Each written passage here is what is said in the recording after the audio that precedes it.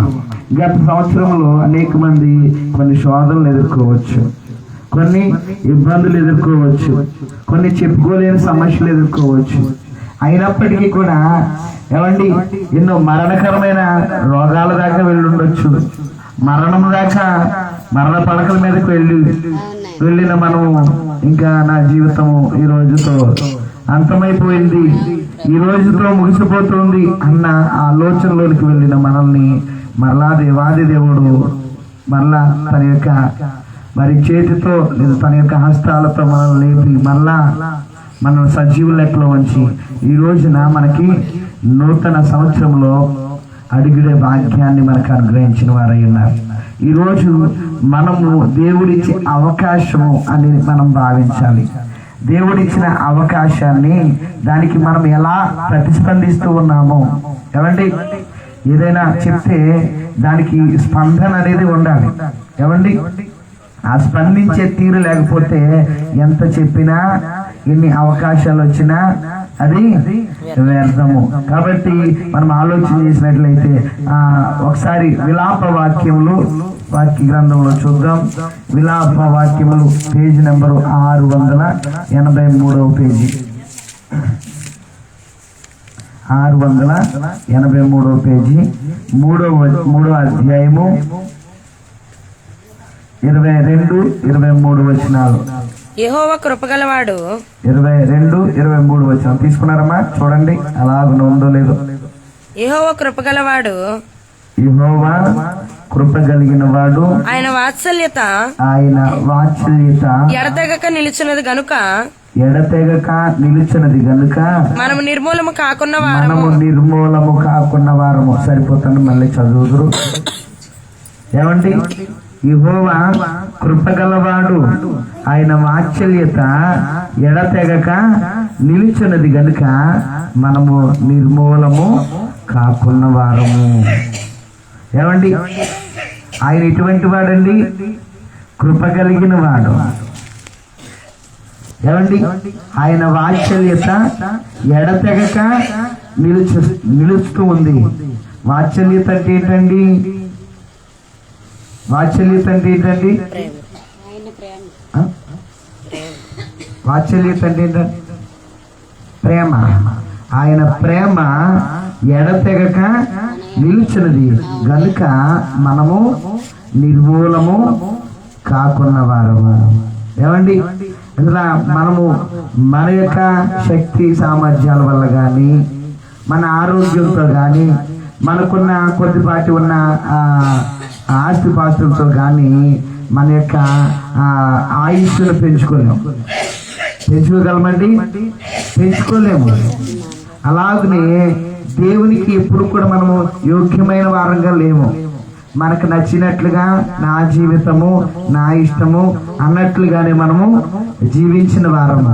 అనేక సందర్భాల్లో మనము నమ్మిన దేవునికి లేదా మనల్ని తన యొక్క రక్తముతో కొన్న దేవునికి అనేక మార్లు దుఃఖాన్ని కలిగించిన వారమే. అవునంటారా కాదంటారా? ఈ సంవత్సర కాలంలో దేవుడు చెయ్యొద్దన్న దానిని మనం ఎన్నిసార్లు చేసుంటాం? ఏమండి వెళ్ళొద్దన్న ప్రదేశానికి ఎన్నిసార్లు వెళ్ళుంటాం? అలాగున ఏదైనా చెయ్యొద్దు అని మనం తప్పు అని తెలుస్తూ ఉన్నా ఆ తప్పు మన అంతరాత్మ మనల్ని గర్దిస్తూ ఉన్నా మనం వెళ్ళొద్దన్నా మన అంతరాత్మ ఎంత చెప్పినా అంతరాత్మను కూడా ఏమండి అంతరాత్మ మాట కూడా వినకుండా మనం ఎన్నిసార్లు మనలో ఉన్న దేవాది దేవుని ఆ పరిశుద్ధాత్మని దుఃఖపరిచిన వారమై ఉంటాం. మనము ఆజ్ఞను అతిక్రమించామనో, మనం అవిధేయులమయ్యామనో దేవుడు మనకి శిక్ష వేస్తే ఈరోజు మనము ఈ నూతన సంవత్సరంలో ప్రవేశించే వారమా? ఏమండి ప్రవేశించే వారం కాదు, కానీ మనం ఎన్ని అతిక్రమములు చేసినా, ఎన్ని పాపములు చేసినా, ఎంత అవిధేయతగా ఉన్నా దేవుడికి మన మీద అనుగుణము వాత్సల్యత పుట్టుచున్నది, అనగా ప్రేమ పుట్టుచున్నది. ఆ ప్రేమ ఏం కప్పుతూ ఉంది? మనము చేసిన దోషములు కప్పుతూ ఉంది. ఏమండి, ఎంతో మంది మనకంటే గనులైన వారు ఈ లోకాన్ని విడిచి వెళ్ళిపోయారు గత సంవత్సరంలో. ఏమండి, ఎన్నో ప్రణాళికలు వేసుకుంటారు. నా జీవితము నూతన సంవత్సరం నుంచి ఇలాగుండాలి, ఇలాగ చేయాలి, లేదా నూతన సంవత్సరంలో ఇలాగ సెలబ్రేట్ చేసుకోవాలని ఆశ కలిగిన వారు. ఏమండి, గడిచిన ఈ యొక్క చివరి దినాల్లో ఒక 5-6 రోజులు, వారం రోజుల్లో మనం చూస్తే ఎంతో మంది ఈ లోకాన్ని విడిచి వెళ్ళిపోయిన వారు లేదే. ఏమండి, అయినా కూడా దేవుడు మనల్ని తన యొక్క ప్రేమతో, ఏమండి, ప్రేమతో మన దోషములను బట్టి, ఏమండి, ప్రేమతో మన దోషములను ఆయన క్షమించిన వాడై ఉన్నాడు. మన పాపములను క్షమించిన వాడై ఉన్నాడు. మనకి ఆయన ఏ శిక్ష విధించలేదు. అంతకంతకి ఆయన మనల్ని ప్రేమించడం ద్వారా మనం ఆలోచన చేయాలి. అనుదినము నూతనముగా ఆయనకు వాత్సల్యత పుట్టుచున్నది. నీవు ఎంతైనా నమ్మదగిన వాడవు. ఏమండి, నిన్ను ఏర్పాటు చేసుకోవడం వల్ల, ఏమండి, మనల్ని ఏర్పాటు చేసుకోవడం వల్ల మనకి అనుదినము ఆయనకి ఏం పుడుతుందంట? ప్రేమ పుడుతుందంట మన మీద. ఏమండి, కన్న బిడ్డల మీద ఏమండి మనం ఎంత ప్రేమ పెంచుకుంటాం? ఏమండి, కన్న బిడ్డల మీద మన మాట వినే వరకు, ఏమండి, మన మాట వినినంతసేపు కూడా బిడ్డల మీద ప్రేమను పెంచుకుంటాం. ఆ చిన్న బిడ్డలప్పుడు నా బిడ్డ ఎక్కడికి వెళ్ళినా, మనం ఏ పని చేస్తూ ఉన్నా మన కన్ను మాత్రము వారిని అబ్జర్వ్ చేస్తూనే ఉంటుంది. ఎందుకంటే వారు మన పిల్లలు గనక. ఏమండి, ఏదో ఒక సందర్భంలోనైనా మన పిల్లల మీద మనకి ఏమి రావచ్చు? కోపం రావచ్చు. ఏమండి, మన పిల్లలు చేసే పనుల వల్ల బాధ కలగవచ్చు. అలాంటప్పుడు పిల్లలతో కూడా తల్లిదండ్రులైన వారు 1 రోజు, 2 రోజులు, వారం రోజులు మాట్లాడకుండా కూడా ఉంటారు. అంటే మనము కనిన మన పిల్లల మీదనైనా మన ప్రేమ తగ్గుతుందేమో గాని మనల్ని వెలయిచ్చి కొన్న దేవాది దేవుని ప్రేమ అనుదినము నూతనముగా పుడుతుందంట. ఏమండి, అనుదినము ప్రతిరోజు నూతనమైన ప్రేమ. ఈ ప్రేమ దేవుడు మన మీద ఆయన ప్రేమ కురిపించడం వల్ల మనము దేవునికి ఎంత అవిధేయతగా ఉండినా దేవుడు మనల్ని క్షమిస్తూనే ఉన్నాడు. దేవుడు మనకి అవకాశాలు అనుగ్రహిస్తూనే ఉన్నాడు. దేవునికి స్తోత్రం. ఎందుకు అంటే గనక మనం ఎంతైనా నమ్మదగిన వారము. దేవునికి స్తోత్రం. హల్లెలూయా, హల్లెలూయా. ఇంకా మనం ఆలోచన చేసినట్లయితే ఆయన కృప లేకపోతే ఈ నూతన సంవత్సరంలో మనము అడుగు పెట్టేవారం కాదు.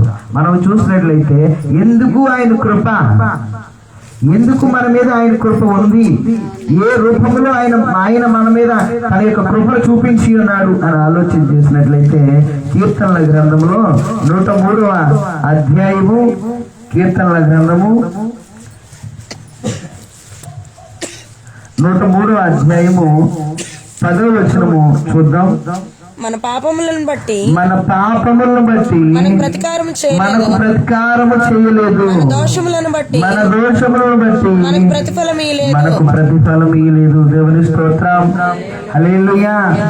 దేవుడు నా పట్ల ఏ విధమైన కృప చూపాడు అని మనం అడిగినట్లయితే దేవుడు అంటూ ఉన్నాడు, మన పాపములను బట్టి మనకు ప్రతికారము చేయలేదు, మన దోషములను బట్టి మనకు ప్రతిఫలం ఇయ్యలేదు. ఎందుకు అంటే ఆయన మన ఎడల కృప చూపిన వాడై ఉన్నాడు. ఎవరైనా మనకు ద్రోహం చేస్తే, ఏమండి, ఎవరైనా మనకి అన్యాయం చేస్తే మానవ మాతృలుగా మనం ఏమంటాం? ఏమండి, సాటి మానవులు, ఏమండి, కనీసము మన తోబుట్టులే మనకి అన్యాయం చేసిన, ఏమండి, మనల్ని ఇబ్బంది పెట్టినా ఏమంటాం? మనవారైనా సరే వాళ్ళు ఏమంటామంటే వారు మాకు చేసిన దానికన్నా అంతకన్నా నేను ఎప్పటికైనా ఏం తీర్చుకుంటాను? పగ తీర్చుకుంటానని మాట్లాడతాం. అవునండి, అదే కదా మనం మాట్లాడేది. కానీ మనల్ని కన్న దేవుడు, ఏమండి మనల్ని సృష్టించిన దేవుడు, మనల్ని ఏర్పాటు చేసుకున్న దేవుడు ఇలాగ మాట్లాడుతూ ఉన్నాడు. ఏమండి మీ యొక్క మన పాపములను బట్టి మనకు ప్రతీకారము చేయలేదు, మన దోషములను బట్టి ఆయన మనకు ప్రతిఫలం ఇయ్యలేదు. ఏమండి మన దోషములు బట్టి ఆయన ప్రతిఫలం ఇయ్యలేదు. ఒకవేళ మన దోషం చేసిన వారమైతే గనక దానికి ప్రతిఫలంగా మనము ఖచ్చితంగా శిక్ష అనుభవించవలసిన వారమే. ఏమండి దోషము, పాపము, దోషము, ఆ దోషం బట్టి మనకి ఏమొస్తుంది? రోగం వస్తుంది. రోగమును బట్టి మరణానికి గురి అవ్వవలసిన వారము. కానీ దేవాది దేవుడు తన యొక్క కృప చేత, ఏమండి తన యొక్క కృప చేత మనల్ని కరుణించిన వాడై ఉండి మనకి ఎటువంటి ప్రతిఫలం ఇవ్వలేదు, ఎటువంటి ప్రతీకారము మనకి చేయలేదు. ఏముందని మనలో? ఏముంది? మందిరానికి వచ్చామన్నా ఏమండి ఏముందండి మనలో? ఏమీ లేదు, ఏ మంచి లేదు. ఏ మంచి లేని మనల్ని ఎందుకు దేవుడు అంతలా ప్రేమించిన వాడై ఉన్నాడు? ఎందుకు ప్రేమించిన వాడై ఉన్నాడు? మనం ఆలోచన చేయాలి. ఎందుకు ఇంతలా ప్రేమిస్తున్నావు? పదే పదే నేను చిత్కరిస్తున్నా, పదే పదే నేను తృణీకరిస్తూ ఉన్నా. ప్రభువా నన్ను ఎందుకు, అసలు నేను ఏ పాటి వాడినయ్యా? ఆ రోజు నన్ను అందరూ నా గురించి నా చరిత్ర అయిపోయిందని, నా జీవితం ఇంకా అయిపోయిందని అనుకున్న సందర్భంలో నీవు నన్ను లేవనెత్తిన వాడు అన్నావు. ఎందుకయ్యా? నాలో ఏముంది? నాలో ఏమైనా ఉందా? ఏ మంచి మనలో లేదు, కేవలము ఆయన యొక్క కృప. ఏ యోగ్యత నాలో లేదు, ఎంత భాగ్యమునిచ్చావు. పరిశుద్ధత నాలో లేదు, నీ ప్రేమను చూపావు. ఏ యోగ్యత నాలో లేదు, ఎంత భాగ్యమునిచ్చావు. పరిశుద్ధత నాలో లేదు, నీ ప్రేమను చూపావు. యేసయ్యా యేసయ్యా యేసయ్యా నా యేసయ్యా యేసయ్యా నా యేసయ్యా యేసయ్యా నా యేసయ్యా బ్రతికి ఉన్నారంటే జీవిస్తున్నారంటే నీ కృప. బ్రతికి ఉన్నారంటే నీ కృప, జీవిస్తున్నారంటే నీ కృప. దేవునికి స్తోత్రం. హల్లెలూయా. ఎన్నో సముద్రాలు అలలు కొట్టివేసిన పరిస్థితుల్లో ఎందుకు దేవుడు మనల్ని ఈ రీతిగా మరలా నూతన సంవత్సరాన్ని చూసే అవకాశం అనుగ్రహించాడు అనేది మనము జ్ఞాపకం చేసుకోవాలి. మనం ఏ పాటి వారు మనలో ఏ మంచి లేదు. ఏమండి దేవునికి మనం ఏమి విధేయులం కాదు, అవిధేయులమే. మన తలంపులు, మన ఆలోచనలు, మన క్రియలు ఆయనకు అనుకూలంగా ఏమీ లేవు. అయినప్పటికీ మనకి మరి యొక్క అవకాశాన్ని అనుగ్రహించున్నాడు. దానికి మనం ఎలాగునా ఏమండి రియాక్ట్ అవుతూ ఉన్నాము, ఎలాగున మనం ప్రతిస్పందిస్తూ ఉన్నాము అనేది ఈరోజు మనము పరిశీలన చేసుకోవాలి. ఇంకొకటి ఆలోచన చేసినట్లయితే ఈ యొక్క నూతన సంవత్సరంలో దేవుడు మన యొక్క బాధ్యత ఏంటి అనేది మనము గుర్తించాలి. నూతన సంవత్సరంలోనికి అడుగుపెట్టే భాగ్యాన్ని ఇచ్చి ఉన్నాడు కదా. కాబట్టి ఈ సంవత్సరంలో నేను ఏమి చేయాలి? అసలు అంటే ప్రతి ఒక్కరికి కూడా బాధ్యత ఉంటుంది. ఏమండి బాధ్యత ఉంటుందా? బాధ్యత అంటే ఏంటి?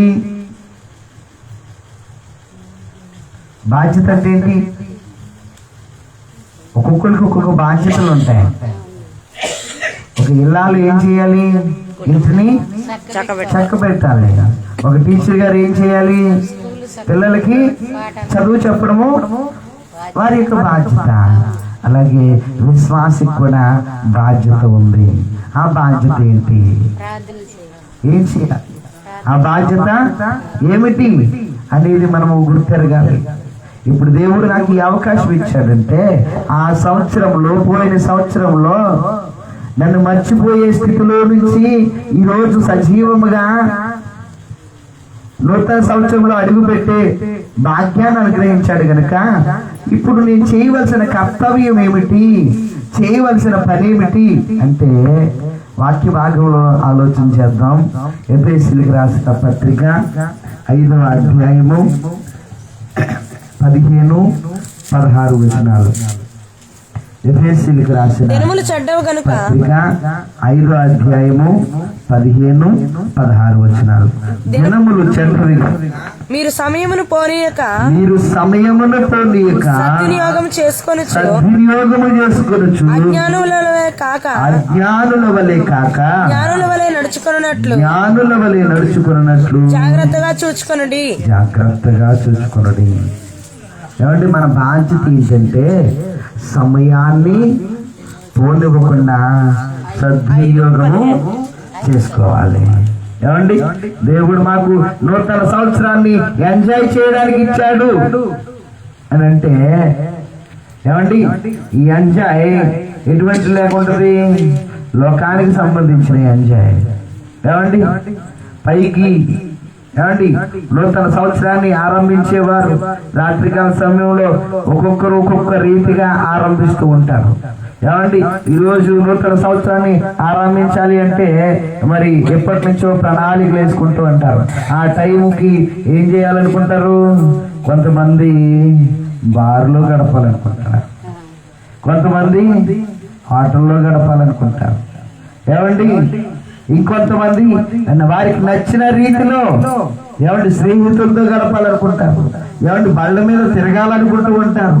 ఇంకా మనం చూస్తే అసలు మనం కూడా చెప్పుకోలేని స్థితిలో నూతన సంవత్సరాన్ని ప్రారంభిద్దామని అనుకుంటూ ఉంటారు.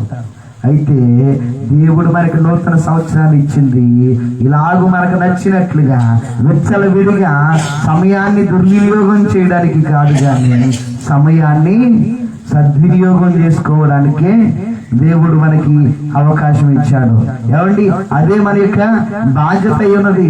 ఏమండి, ప్రతి దానికి మనము దేవుడు ఇచ్చిన ప్రతి దానికి కూడా లెక్క అప్పచెప్పాలి. ఏం చేయాలండి? లెక్క అప్పచెప్పాలి. ఆయన ఇచ్చే టైంకి, ఈ సమయానికి లెక్క అప్పచెప్పాలి. ఆయన ఇచ్చే ఆరోగ్యం కొరకు లెక్క అప్పచెప్పాలి. కుటుంబం కూడా ఆయన ఇచ్చాడు కనుక కుటుంబానికి గురించి కూడా లెక్క అప్పచెప్పాలి. ప్రతి విషయాల్లో కూడా ఏమండి, దేవుడు ఇచ్చిన సమయాన్ని అనేక రకాలుగా మనం ఉపయోగిస్తూ ఉంటాం. కానీ దేవుని ఈరోజు మనము ప్రశ్నించుకోవాల్సింది ఏంటంటే మనము దేవుడిచ్చిన సమయాన్ని దేనికి ఉపయోగిస్తూ ఉన్నాం? ఏమండి, దేనికి ఉపయోగిస్తూ ఉన్నాం? ఎంతవరకు ప్రార్థనకు ఉపయోగిస్తూ ఉన్నాం? ఎంత దేవుడిచ్చిన సమయాన్ని దేవునికి ఉపయోగిస్తూ ఉన్నామా అనేది మనము ఆలోచన చేయాలి. ప్రార్థన చేయడానికి కానీ, వాక్యం చదవడానికి కానీ, వాక్యం వినడానికి కానీ, మందిరానికి వెళ్ళడానికి కానీ సమయం ఇస్తూ ఉన్నామా? ఏమండి, ఇక్కడ పర్వాలేదు కానీ కొన్ని చోట్ల మందిరము 8 గంటలకు లేదా 7 గంటలకు అనేసరికి 9 గంటలకు వచ్చే వాళ్ళు ఉంటారు. కాబట్టి 9 గంటలకు వస్తూ ఉంటారు. చివరి ప్రార్థనకు వచ్చేవారు కొంతమంది ఉంటారు. పలహారం పెట్టేటప్పుడు వచ్చేవారు ఉంటారు. కానీ దేవుడు ఈరోజు మనతో మాట్లాడుతూ ఉన్నాడు, సమయాన్ని సద్వినియోగం చేసుకోండి. నానా రకాల పనులు ఉంటాయి. ఏమండి, మందిరము సమయంలో విశ్రాంతి దినాన అనేక రకాల పనులు ఉంటాయి. కానీ దేవుడు ఏమంటున్నాడంటే 6 దినములు కష్టపడండి, 7వ దినమున విశ్రాంతి దినము. విశ్రాంతి దినాన్ని ఏం చేయాలి? పరిశుద్ధ దినముగా ఆచరించాలి. దేవుని సమయాన్ని దేవునికి ఇవ్వాలి. 6 రోజులు కష్టపడతాం, 7వ రోజున ఎక్కడ లేని బట్టలన్నీ ఆ రోజే మనం వేసుకుంటాం. ఈ బట్టలు గుంజేస్తే కనుక మనం వచ్చేసరికి ఆరిపోతాయన్న ఉద్దేశం. ఈ లోపల మనం ఊరుకుంటే టైం ఊరుకుంటుందా? ఏమండి, ప్రతిరోజు ఉదయాన్నే 5 గంటలకి లేవాల్సిన మనము ఆదివారం వచ్చేసరికి ఈరోజు సెలవు కదా అని 8 గంటలకు లేస్తాం. 8 గంటలకు లేచేసరికి మన పక్కన బట్టలు కనపడతాయి. తర్వాత ప్రతిరోజు కూడా మరి కాయగూరలతో తింటున్నాం. ఈరోజు చేపల కూరతోనో మాంసం కూరతోనో లేదా బిర్యానీతో తినాలి అని అనుకుంటాం. మరలా ఇప్పుడు వండకపోతే వచ్చేసరికి ఆకలి వేసేస్తుంది కాబట్టి వండుకుని వెళ్దాం అనుకుంటూ ఉంటాం. ఏమవుతుంది? వేటికి ఇచ్చాం మనము? అక్కడ ఎవరి సమయాన్ని మనము దొంగిలించాం? ఒకవేళ దేవుని సమయాన్ని దొంగిలించే వారంగా ఉంటే మనల్ని అంటున్నాడు అజ్ఞానులు అంటున్నాడు. ఏమంటున్నాడు? అజ్ఞానులు అంటూ ఉన్నాడు. ఈ నూతన సంవత్సరంలో మనము తీర్మానం చేసుకోవాలి, ప్రభువా నీకోసం నేను ఏం చేస్తాను? నీవిచ్చిన సమయాన్ని నేను సద్వినియోగించుకుంటాను. నేను జ్ఞానులాగా నేను ఉంటాను. జ్ఞానముతో ఒకవేళ ఏమండి మందిరానికి సమయానికి వెళ్ళాలంటే గనక శనివారం రాత్రే పనులన్నీ కూడా ఏమండి చక్క పెట్టుకుంటే ఆదివారానికి దేవుని మందిరంలో ఏమండి చక్కగా గడిపే భాగ్యము దొరుకుతుంది. దేవుని సమయాన్ని దేవునికి ఇచ్చే వారం అవుతాం. దేవుని స్తోత్రం, హల్లెలూయా. ప్రతి సమయాన్ని మనం లెక్కగా వేసుకోవాలి. క్యాల్కులేషన్ అనేది మనకి ఇంపార్టెంట్. ఏ సమయానికి మనం వెళుతూ ఉన్నాం, ఏ సమయానికి వస్తూ ఉన్నాం, ప్రతి దానికి మనం ఎలాగైతే ప్లాన్ చేసుకుంటాం.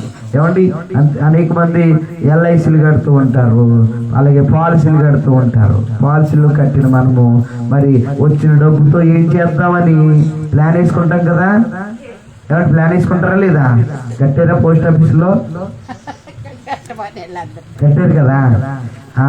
5 సంవత్సరాలు అయిపోయాక మరి మనం కట్టిన దానికి కనీసం ఎంతో కొంత వడ్డీ వస్తుంది. ఆ వడ్డీతో అసలు వడ్డీతో కలిసి ఏం కొందాం అనుకుంటున్నారు? బంగారం కొందాం అనుకున్నారు కదా. ఏమండి అలాగే ముందుగా ప్లాన్ వేసేసుకుంటున్నారు. అలాగే దేవుని సమయానికి కూడా మనము ప్లాన్ వేసుకోవాలి. ఏమండి ఈ లోకంలోని విషయాల కోసమే ముందు ప్రణాళికలు వేసేసుకునే మనము దేవుడిచ్చిన సమయముకు, దేవుడిచ్చిన ఆరోగ్యం కొరకు మనము కూడా ముందుగానే ఒక ప్లాన్ అంటూ ఉండాలి. లేకపోతే దేవుడు ప్రతి దానికి కూడా లెక్క అడుగుతాడు. ఒకసారి లెక్క అడుగుతాడా లేకపోతే మీరే చెప్తూ ఉన్నారా అంటే గనక వాక్యంలోనే చూపిస్తా. రోమిలకు రాసిన పత్రికలో 14వ అధ్యాయము, రోమిలకు రాసిన పత్రిక 14వ అధ్యాయము 12వ వచనము. ప్రతి నాలుకయు దేవుని స్తుతించును అని ప్రభువు చెప్పుచున్నాడు అని వ్రాయబడి ఉన్నది. మనలో ప్రతి వాడును తన్ను గురించి దేవునికి లెక్క అప్పగింపవలెను. దేవునికి స్తోత్రం, హల్లెలూయా. ప్రతి నాలుకయు దేవుని స్తుతించును అని ప్రభువు చెప్పుచున్నాడు అని వ్రాయబడి ఉన్నది. కనుక మనలో ప్రతి వాడు తన్ను గురించి లెక్క అప్పగింపవలెను. ఏమండి లెక్క అప్పగింపాలా? ఇది ఎవరు చెప్పే మాటలు? ఏమండి ఎవరు చెప్తూ ఉన్నారు? మీ ముందు నిలబడ్డా నేను చెప్తూ ఉన్నానా? లెక్క అప్పగింపాలని. దేవుడు ఖచ్చితంగా లెక్క అడుగుతాడు. ఆ రోజున నీ పరిస్థితి ఇది, ఈ రోజున నీ పరిస్థితి ఇది. దానికి దీనికి తేడా ఉందా? ఆ రోజు నీ జీవితం మీద నీకే ఆశ లేదు. అటువంటి జీవితంలో నుంచి ఈరోజు సమృద్ధి అయిన జీవితానికి ఇచ్చాడే.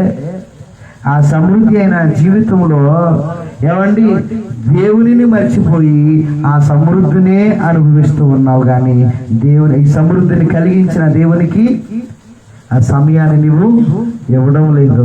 కాబట్టి లెక్క అడుగుతాడు. దేనికి ఖర్చు చేస్తూ ఉన్నావు సమయాన్ని, నువ్వు దేనికి వెచ్చిస్తూ ఉన్నావు అనేది ఖచ్చితంగా దేవునికి లెక్క చెప్పుకునే మరి సమయము ఉంది. అప్పచెప్పవలసిన అవసరత ఉంది. దేవుడు ఖచ్చితంగా లెక్క అడుగుతాడు. ఈ నూతన సంవత్సరంలో మన బాధ్యత ఏంటండి? సమయాన్ని సద్వినియోగము చేసుకోవాలి. అలాగే మూడవదిగా మనం చూసినట్లయితే గనక మూడవదిగా మన దిశను మార్చుకునే సంవత్సరం ఇది. ఏమండి, ఈ సంవత్సరం ఏంటంట? ఎందుకు ఇచ్చాడు అవకాశం అంటే మనం నడుస్తూ ఉన్న మార్గాన్ని, అందరూ కాదు కొంతమంది ఏ మార్గంలో నడుస్తూ ఉన్నారో ఆ మార్గంలో ఈరోజు యూటర్న్ తీసుకునే అవకాశాన్ని దేవుడు అనుగ్రహించాడు. ఎందుకు అని ఆలోచన చేసినట్లయితే ఇక్కడ మరి మనందరికీ తెలుసు, ఒక తండ్రికి 2 కుమారులు ఉన్నారని తెలుసు. అందులో ఒక కుమారుడు చిన్నవాడు తన యొక్క తండ్రి దగ్గర నుంచి ఆస్తి తీసుకున్నాడు. ఎవరి బయటికి వెళ్ళిపోయాడు, చాలా అనుభవించాడు, ఎంజాయ్ చేశాడు. తర్వాత తన దగ్గర తినడానికి కూడా ఆహారం లేని పరిస్థితి. కష్టపడాలని, కడుపు నింపుకోవాలని ఎన్నో ప్రయత్నాలు చేశాడు, ఏదేదో పని చేశాడు, కానీ అది ఏది తన యొక్క కడుపును నింపలేకపోయింది. ఎంతో ఉన్నతంగా బ్రతికిన ఆ వ్యక్తి ఈరోజు కడుపు నింపుకోవడానికి అనేక తంటాలు పడుతూ ఉన్నాడు. ఏమండి, అటువంటి సందర్భంలో అతనికి బుద్ధి వచ్చింది. ఏమొచ్చిందండి? బుద్ధి వచ్చింది. ఆ బుద్ధి వచ్చి ఒక ఆలోచన చేసుకున్నాడు. ఇదిగో, నా తండ్రి ఇంట అనేక మంది కూలివారు పని చేస్తూ ఉన్నారు. ఈరోజు నేను ఎక్కడెక్కడికో వెళ్ళి ఏదేదో పని చేసి నాకు రాని పని అయినప్పటికీ, కష్టమైనప్పటికీ పని చేసుకుని కడుపు నింపుకోవాలనుకుంటున్నాను, కానీ వారు ఇచ్చే చాలని జీతముతో నా కడుపు కూడా నిండడం లేదు. ఎంతో ఉన్నతంగా బతికిన నేను ఈరోజు కొన్ని మెతుకుల కోసము భయంకరమైన స్థితిని అనుభవించవలసి వస్తుంది. ఎందుకు నా బ్రతుకు? ఈ ఫలంగా చనిపోవాలన్నా కూడా నేను ధైర్యం చేయలేకపోతూ ఉన్నాను. ఇక నాకు తండ్రి దగ్గరికి వెళదాం, ఒక కుమారునిగా కాకుండా ఒక కూలివానిగా నన్ను చేర్చుకోమని బ్రతిమలాడదామని ఎలాగైతే అనుకుని అతనికి తన యొక్క మదిలోనికి తండ్రి దగ్గరికి వెళ్ళాలని ఆశ వచ్చిందో, అలాగే ఈరోజు మనకి నూతనమైన అవకాశాన్ని ఎందుకు ఇచ్చాడంటే, ఇప్పటి వరకు దేవుణ్ణి విడిచి మనం వెళ్ళిపోతున్న మనము, దేవునికి దూరంగా జీవిస్తూ ఉన్న మనము, ఇకనైనా తండ్రి దగ్గరకు వెళ్ళాలని ఆశ మనలో కలగాలి. ఏమండి, తండ్రి కోసము ఆనాడు చెయ్యి విడిచినప్పుడు ఏ రీతిగా అయితే నువ్వు వెళుతున్న ప్రతి అడుగును ఆయన అబ్జర్వ్ చేస్తూ, గమనిస్తూ ఎక్కడికి వెళుతూ ఉన్నాడు నా కొడుకు, మరలా వెనకకు తిరుగుతాడేమని నీ కోసం ఎదురు చూసిన దేవుడు, నీ కోసం ఎదురు చూసిన తండ్రి ఈనాటికి కూడా అదే ఎదురు చూపు చూస్తూ ఉన్నాడు.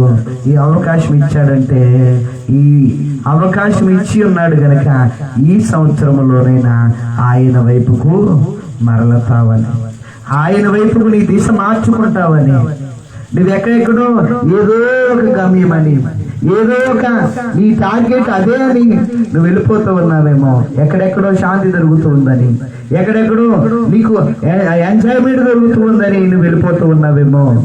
ఆ ఎంజాయ్ కొంతకాలమే ఉంటుంది. అది నిన్ను, నీ యొక్క శక్తిని, సామర్థ్యాన్ని, ఆస్తిని హరించే వరకు మాత్రమే అది నీతో ఉంటుంది. కానీ నీ చందాలు అన్ని అయిపోయిన తర్వాత నిన్నెవ్వరు కూడా పట్టించుకోరు. కానీ దేవుడు నీకు అవకాశం ఇస్తూ ఉన్నాడు. ఈ రోజు నువ్వు ఎటో తిరుగుతూ ఉన్నా నీవు మరలా దేవుని వైపుకు తిరగాలని ఆశతోనే దేవుడు నీకు మరి యొక్క అవకాశాన్ని ఇచ్చిన వాడై ఉన్నాడు. ఈరోజు ఆయన వైపుకు మరలుతామని దేవుడు నిన్ను మరి యొక్క ఏ మంచి లేదు, ఏ మంచితనము లేకపోయినా దేవుడు ఉద్దేశం ఏంటంటే నీ పట్ల ఆయనకు ప్రేమ ఉంది. తప్పిపోయిన నా కుమారుడు, నా చెయ్యి విడిచి వెళ్ళిన నా కుమార్తె మరలా నా దగ్గరికి వస్తాదని ఆశతోనే మనకి అవకాశం ఇచ్చాడు. కాబట్టి మనము ఈ సమయము లేదా ఈ సంవత్సరము ఎక్కడికి వెళ్ళాలి? చేర్పించిన మనము మరలా దేవుని యొక్క సన్నిధిలోనికి వెళ్ళాలి. దేవునితో సహవాసము మనము కలిగి ఉండాలి. ఆయన చెయ్యిని మనము పట్టుకోవాలి. ఎందుకంటే ఆయన చెయ్యి పట్టుకుంటే ఏమండి, ఆయన మన చెయ్యి పట్టుకుంటే మనకి ఏ భయం కూడా ఉండదు. ఆయన మనతో ఉంటే ఏ భయం కూడా ఉండదు. కాబట్టి ఈ సమయంలో లేదా ఈ సంవత్సరంలో దేవుని విడిచి మనం ఎంత దూరం వెళుతూ ఉన్నా, మనం వెళుతున్న మార్గము తప్పు అని తెలిసిన, మనం వెళ్ళే మార్గము మన గమ్యాన్ని చేర్చదు అని తెలిసిన, మనం అదే మార్గంలో వెళితే ఎంత కాలము పరిగెడినా ప్రయాసపడినా ఏమండి ఎన్నటికీ కూడా మన గమ్యాన్ని చేరుకోలేము. మనం వెళుతూ ఉన్నప్పుడు ఒక్కొక్కసారి మరి ఒక్కొక్క గమ్యానికి వెళ్ళాలని, ఒక్కొక్క డెస్టినేషన్కి వెళ్ళాలని మనం ఆశపడుతూ వెళుతూ ఉంటాం. కొంత దూరం వెళ్ళిన తర్వాత దారి తప్పిపోతాం. ఒక చోటకు వెళ్ళాలంటే ఇంకొక చోటకు వెళుతూ ఉంటాం. అలాంటప్పుడు ఎవరో ఒకరు చెప్తూ ఉంటారు, అయ్యా మీరు వెళ్ళే దారి ఇది కాదు, ఇక్కడి నుంచి మీరు వెనక్కి మీరు అనుకున్న గమ్యానికి వెళ్ళగలరు అని అంటే, నువ్వు నాకు చెప్తావేంటి, నీ మాట నేను వినాలా, నాకు తెలిసే ఇటు వెళ్ళాలని అతను చెప్పిన మాట వినకుండా మనకు నచ్చినట్లుగా వెళితే ఇప్పటికీ కూడా మనము మన గమ్యానికి చేరలేము. మరి ఆ వ్యక్తి మాట విని మరి అప్పుడే ఉన్న పాలంగా యూటర్న్ తీసుకుంటే మన గమ్యాన్ని చేరుకోగలము. ఈరోజు దేవుడు మనకు కూడా అదే చెప్తూ ఉన్నాడు. ఇప్పుడు వరకు నువ్వు ఎలా జీవించినా సరే, గత సంవత్సరాల గురించి నువ్వు జ్ఞాపకం చేసుకోవద్దు. దేవుడు అంటున్నాడు, నేను కూడా నీ పాపములను బట్టి నేను జ్ఞాపకం చేసుకోను. నిన్ను మరలా నువ్వు అలా జీవించావని ఇలా జీవించావని నేను ఎప్పుడు కూడా నీ గురించి మాట్లాడను. ఎందుకంటే ఆయన ఎటువంటి వాడండి, నీతిమంతుడు యథార్థవంతుడు కనుక మన యొక్క సమస్త దుర్నీతి నుంచి మనల్ని ఏమి చేస్తాడు, విముక్తుల్నిగా చేస్తూ ఉంటాడు. దేవుని స్తోత్రం, హల్లెలూయా. కాబట్టి ఆయన నీకు అవకాశం ఇచ్చాడంటే ఈరోజు ఏం తీసుకోమంటున్నాడు, యూటర్న్ తీసుకోమంటున్నాడు, మరలా వెనకకి తిరగమంటూ ఉన్నాడు. మరి ఆ అవకాశం ఇచ్చిన అవకాశాన్ని మనము సద్వినియోగం చేసుకోవాలి. ఏదో మీరు నాకు చెప్తామేంటి, నీవు నాకు చెప్తామేంటి అని అంటే గనక ఎంత కాలం వెళ్ళినా ఎంత దూరం వెళ్ళినా గమ్యం మనము చేరలేము. దేవాది దేవుడు చెప్పాడు, తన యొక్క బాధలో మాట్లాడిన వాడై ఉన్నాడు, నేనే మార్గమును సత్యమును జీవమై ఉన్నాను, నా ద్వారా తప్ప తండ్రి దగ్గరికి ఎవరు కూడా చేరలేరు. ఆ మాట అన్నవారు ఎవరూ లేరు, కానీ ఆయనే ఎక్కడికి, ఆయన పరలోకానికి మార్గము, స్వర్గానికి ఆయన దారి చూపడానికి వచ్చిన వాడై ఉన్నాడు. ఆయన ద్వారానే మనము ఎక్కడికి చేరగలము, ఆ యొక్క స్వర్గానికి పరలోకానికి చేరగలం. కాబట్టి ఆయన నడిచిన బాటలోను, ఆయన చెప్పిన మాటల్లోను, ఆయన వాక్యానికి విధేయులుగా మనం అయినట్లయితే ఆ యొక్క ఎక్కడికి వెళ్తామండి, మనము ఏదైతే అనుకుంటూ ఉన్నామో, దేనినైతే చేరుకోవాలనుకుంటున్నామో ఆ నిత్య రాజ్యానికి మనము వెళ్ళగలము. దేవుని స్తోత్రం, హల్లెలూయా. ఈరోజు మనకి ఎందుకు అవకాశం ఇచ్చాడు, ఉన్న స్థితిలో నుంచి మరలా వెనకకి మరలడానికి, వెనక్కి ఆయన వైపు తిరగడానికి దేవుడు మనకి అవకాశం ఇచ్చాడు. నాలుగవదిగా మనం చూసినట్లయితే గనక ఏమండి, నాలుగవదిగా మనం చూసినట్లయితే గనక ఆయనతో నడవడానికి